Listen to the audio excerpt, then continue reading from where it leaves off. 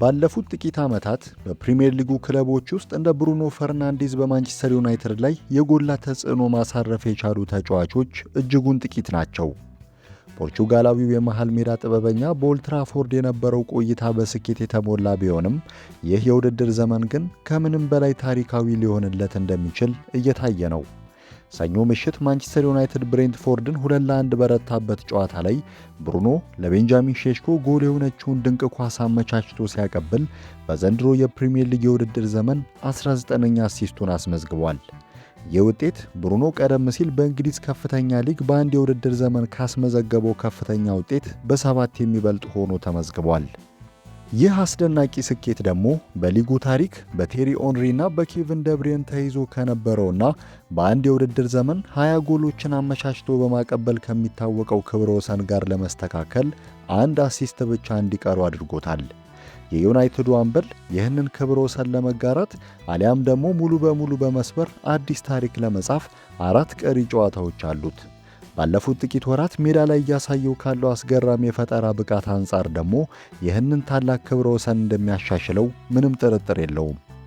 የ2025 የውድድር ዘመን ሲጀመር በመጀመሪያዎቹ 7 የሊግ ጨዋታዎች ምንም አይነት አሲስት ሳያስመዘግብ የቆየው ፈርናንዴዝ ጥቅምት 19 ቀን በሊቨርፑል ላይ የመጀመሪያውን አሲስት ካደረገ በኋላ ግን በሚያስደንቅ ሁኔታ በ24 ጨዋታዎች 19 ጎሎችን አመቻችቶ ማቀበል ችሏል። ይህ ማለት በአማካይ በየ109 ደቂቃው አንድ ለጎል የሚሆን ኳስ ለቡድን አጋሮቹ ያቀርባል ማለት ነው። ብሩኖ ፈርናንዴዝ በአሁኑ ወቅት በፕሪሚየር ሊጉ ታሪክ ስማቸው በደመቀ ሁኔታ ከሚጠቀሱት የሊጉ ታላላቅ ተጫዋቾች ተርታ በመሰለፍ በአጠቃላይ 70 ለጎል የሚሆኑ ኳሶችን አመቻችቶ በማቀበል በታሪክ 18ኛው ተጫዋች መሆን ችሏል። ለአንድ ክለብ ብቻ የተመዘገቡ አሲስቶችን ስንመለከት ደግሞ ደረጃው ይበልጥ ከፍ ይላል። እነዚህ 70 አሲስቶች በሙሉ በማንቸስተር ዩናይትድ ቤት የተመዘገቡ ሲሆን በሊጉ ታሪክ ለአንድ ክለብ ብቻ ከእሱ የተሻለ አሲስት ማድረግ የቻሉት 11 ተጫዋቾች ብቻ ናቸው። የካቲት 1 ቀን 2020 በዩናይትድ ማሊያ የመጀመሪያ ጨዋታውን ካደረገበት ዕለት አንስቶ ብሩኖ በፕሪሚየር ሊጉ ቀዳሚው አሲስት አድራጊ በመሆን እየመራ ይገኛል። ይህም የሊቨርፑልን ኮከብ መሐመድ ሳላህን በ2 አሲስቶች ይበልጠዋል። በዚሁ የጊዜ ገደብ ውስጥ ከሳላህ ውጪ ከብሩኖ በላይ በቀጥታ በጎል ላይ ተሳትፎ ያደረገ ሌላ ተጫዋች የለም።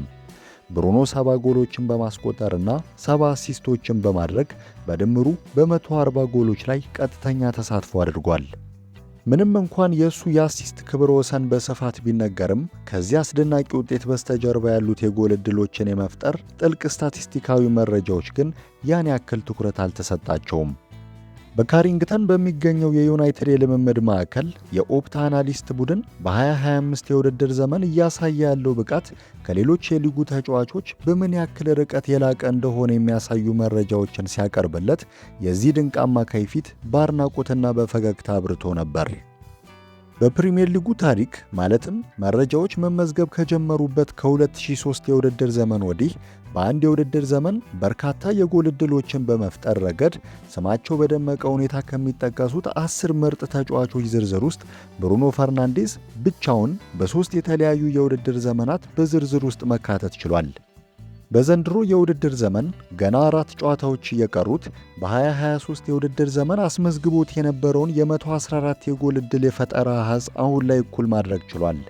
ይህም በ2022 የውድድር ዘመን አስመዝግቦት ከነበረውና የራሱ የግል ከፍተኛው ክብረ ወሰን ከሆነው 119 የጎል ዕድሎች ለመድረስ 5 ዕድሎች ብቻ እንዲፈጠር ይጠበቅበታል። ይበልጥ የሚያስገርመው ግን ብሩኖ በዚህ የውድድር ዘመን የፈጠራቸው የጎል ዕድሎች ብዛት በፕሪሚየር ሊጉ ካሉ ሌሎች ተጫዋቾች ጋር ሲነጻጸር በእጥፍ ገደማ የሚበልጥ መሆኑ ነው። ብሩኖ 61 የጎል ዕድሎችን መፍጠር ከቻሉት እንደ ዴክላን ራይስ እና ዶሚኒክ ሶቦዝ ላይ ካሉ ተጫዋቾች በ52 የዕድል ፈጠራዎች በልጦ በብቸኝነት እየመራ ይገኛል። የብሩኖን የበላይነት ይበልጥ አስገራሚ የሚያደርገው ደግሞ በሊጉ የመጀመሪያ ጨዋታውን ካደረገበት ጊዜ ጀምሮ ያለውን አጠቃላይ መረጃ ስንመለከት በመካከላቸው ያለው ልዩነት ይበልጥ ሰፊ ሆኖ መገኘቱ ነው። ፖርቹጋላዊው የፈጠራ ጥበበኛ በየካቲት 2020 ጀምሮ በፕሪሚየር ሊጉ ከማንኛውም ተጫዋች በላይ በ220 የጎል ዕድሎች ብልጫ አለው። ከእሱ ቀጥሎ የሚገኘው ኬቪን ደብሬን 432 ዕድሎችን መፍጠር ችሏል። በዚህ የጊዜ ሂደት ውስጥም ብሩኖ በቡድኑ የማጥቃት እንቅስቃሴ ውስጥ ያለው ሚናና አጨዋወቱ በከፍተኛ ሁኔታ እየተቀየረና እየዳበረ መጥቷል። ምንም እንኳን ብሩኖ ፈርናንዴዝ በፕሪሚየር ሊጉ ያስመዘገባቸው የጎሎችና የአሲስቶች ብዛት አሁን ላይ እኩል ማለትም 70 ቢሆኑም ስታቲስቲካዊ መረጃዎች እንደሚያሳዩት ግን ብሩኖ በቅርብ ጊዜያት ጎል ለማስቆጠር ከሚሞክር ተጫዋች ይልቅ ወደ ተዋጣለት የፈጠራ ጥበብ መሐንዲስነት ተቀይሯል። ማይክል ካሪክ ጥር 13 ቀን የቡድኑን መሪነት ከተረከበ ወዲህ ብሩኖ ያለ ቅጣት ምት ጎል ሊሆኑ የሚችሉ የሙከራዎች መጠን በየጨዋታው በአማካይ ወደ 0.14 ዝቅ ብሏል። ይህም በማንቸስተር ዩናይትድ በቆየባቸው ጊዜያት ከነበሩት አሰልጣኞች ሁሉ ዝቅተኛው አሃዝ ሆኖ ተመዝግቧል። በአንጻሩ ግን ጥራት ያላቸውን የጎል ዕድሎችን በመፍጠር ረገድ አስገራሚ መሻሻል አሳይቷል።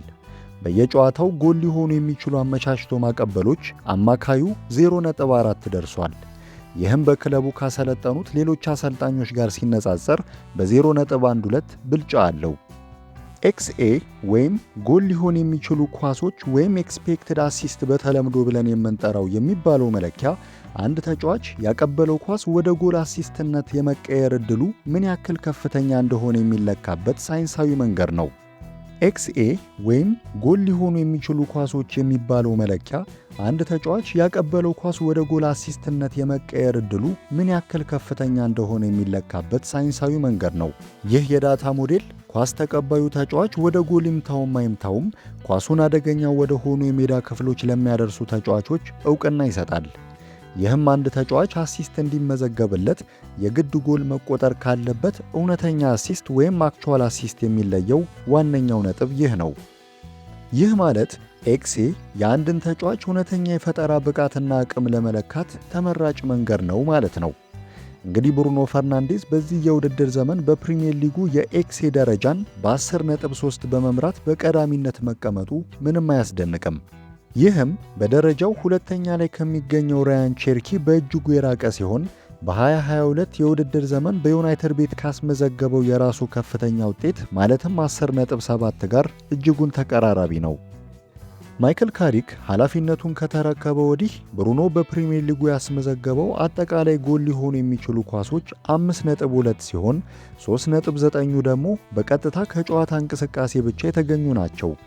ስታቲስቲኩ እንደሚያሳየው ከሆነም አብዛኞቹ የእሱ አደገኛ ኳሶች የሚመነጩት በተቃራኒ ቡድን የግብ ክልል በቀኝ በኩል ካለው የሜዳ ክፍል ነው። ይህ የሜዳ ክፍል ካሪክ ወደ ኦልትራፎርድ ከመጣ በኋላ ብሩኖ በነፃነት እንዲንቀሳቀስበትና የፈጠራ ብቃቱን እንዲያወጣ ልዩ ትኩረት የሰጠው ቦታ ነው። ብሩኖ ስለዚህ አዲስ ሚና ሲናገር አሁን በማይክል ካሪክ ስር በዛ የሜዳ ክፍል ላይ በብዛት እገኛለሁ። እሱ መሃል ሜዳ ላይ ብቻ ተጣብቄ እንድቆይ አይፈልግም። ይልቁንም ክፍት ቦታዎችን እንድፈልግና በዛ በኩል እንድመላለስ ይነግረኛል ሲል ገልጾታል። ማይክል ካሪክ ከመጣ በኋላ ብሩኖ ከጨዋታ እንቅስቃሴ ያደረጋቸውን አሲስቶችና ከፍተኛ የጎል የመሆን ዕድል ያላቸውን ኳሶች የት መነሻ እንደነበራቸው ስንመለከት አብዛኞቹ ወደ ተቃራኒ ቡድን የግብ ሳጥን ውስጥ የተሻገሩ አደገኛ ኳሶች የመነጩት ከዚሁ ከቀኝ በኩል ካለው የማጥቂያ ክፍል እንደሆነ መረዳት ይቻላል። ይህ የሜዳ ክፍል ማይክል ካሪክ ወደ ኦልትራፎርድ ከመጣ በኋላ ብሩኖ እንደ ልቡ እየተንቀሳቀሰ የፈጠራ ብቃቱን እንዲያፈስበት ልዩ ነፃነት የሰጠው ቀጠና ነው። ብሩኖ ስለ ሚናው ሲያስረዳ አሁን ከማይክል ካሪክ ጋር በዚያኛው ቀጠና ላይ በብዛት እገኛለሁ። እሱ መሃል ሜዳ ላይ ብቻ ተቸክዬ እንድቀር አይፈልግም። ይልቁንም ክፍት ቦታዎችን እየፈለኩ እንድጫወት ያበረታታኛል ይላል። ካሪክ ኃላፊነቱን ከወሰደ በኋላ ብሩኖ ከጨዋታ እንቅስቃሴ ያደረጋቸውን አሲስቶችና ከፍተኛ የጎል የመሆን ዕድል ያላቸውን ኳሶች ስንመለከት አብዛኞቹ ወደ ግብ ክልል የተላኩ አደገኛ ኳሶች መነሻቸው በቀኝ በኩል ያለው የማጥቂያ ክፍል መሆኑን እንረዳለን። በተለይም ወደ ውጭ የሚሽከረከሩ ተሻጋሪ ኳሶች እጅግ አደገኛ ናቸው። ወደ ውስጥ የሚታጠፉ ኳሶች ግን አጥቂዎች በጭንቅላታቸው ገጭተው ኃይለኛ የጎል ሙከራ ለማድረግ ይከብዳቸዋል። ምክንያቱም ኳሱ ላይ ያለው ተፈጥሯዊ ጉልበት አነስተኛ ስለሚሆን እንደ ልብ ኃይል ጨምሮ ለመግጨት አይመችም። በቅርቡ በሊድስ ዩናይትድ ላይ ለካሲሜሮ እንዲሁም በክሪስታል ፓላስ ላይ ለቤንጃሚን ሼሽኮ አመቻችቶ ያቀበላቸው ኳሶች ብሩኖ በዚህ ዘዴ እንዴት ተቃራኒ ቡድኖችን እንደሚቀጣ ሕያው ማሳያ ነው። ነገር ግን የብሩኖ የፈጠራ ብቃት በቀኝ በኩል በሚላኩ ተሻጋሪ ኳሶች ብቻ የተገደበ አይደለም። ከተከላካዮች ጀርባ ፈጥነው የሚገቡ የቡድን አጋሮች መኖራቸው ብሩኖ በመሃል ሜዳ ላይ ሆኖ እንደ ዋና የሙዚቃ መሪ ጨዋታውን እንዲያቀናጅና ሰንጣቂ ኳሶችን እንዲያቀርብ አመቺ ሁኔታን ፈጥሮለታል። በቀጣይ ቪዲዮ ክፍል 2 ይቀጥላል። ይህ ቪዲዮ ከተመቻችሁ ላይክ ማድረግን አትርሱ።